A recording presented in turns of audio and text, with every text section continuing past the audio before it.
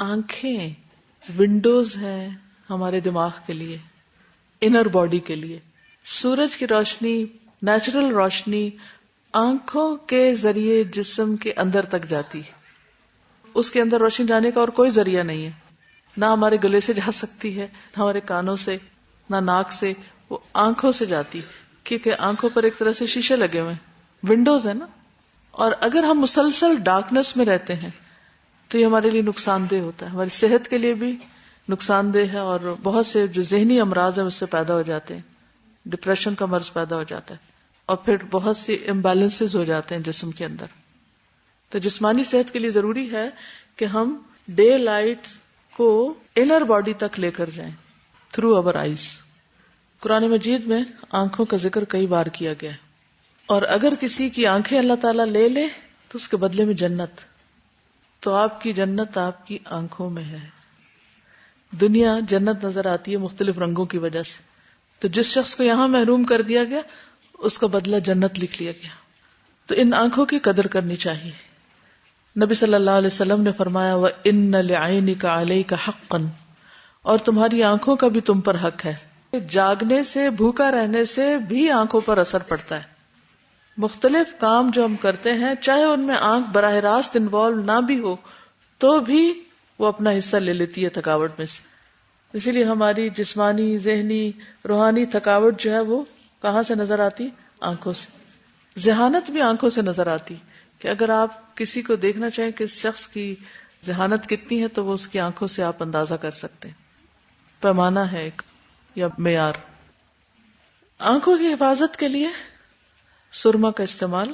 رسول اللہ صلی اللہ علیہ وسلم نے فرمایا اثمد کا استعمال کیا کرو. اثمد فا سے، اس لیے کہ یہ نگاہ کو تیز کرتا ہے اور پلکوں کو بڑھاتا ہے. پلکیں اللہ تعالیٰ نے بنائی اس لیے کہ آنکھوں کی حفاظت ہو.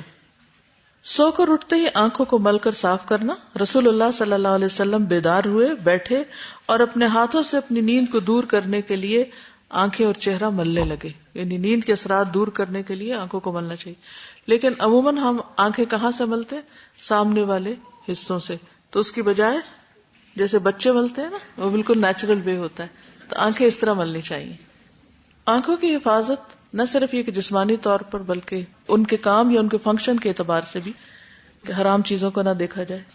اور اسی طرح انسان جس بھی چیز کو دیکھے اس سے عبرت پکڑے. میری نگاہ عبرت والی نگاہ ہو. عبرت صرف کسی حادثے کو دیکھ کر ہی نہیں ہوتی. عبرت کا معنی ہوتا سبق. کسی بھی چیز سے انسان سبق لے، یعنی ان کا ایکٹیو استعمال کرے. یہ نہیں کہ انسان بس دیکھتا رہے اور غفلت سے دیکھنا نہ ہو.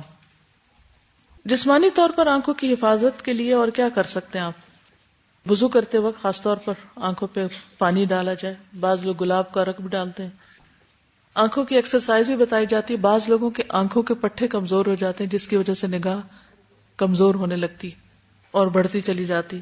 بہت زیادہ میک اپ اور ایسے لوشنز اور ایسے صابن یا ایسے ڈٹرجنٹ نہیں استعمال کرنے چاہیے کہ جو آنکھوں کے اندر جا کے ان کو نقصان دے.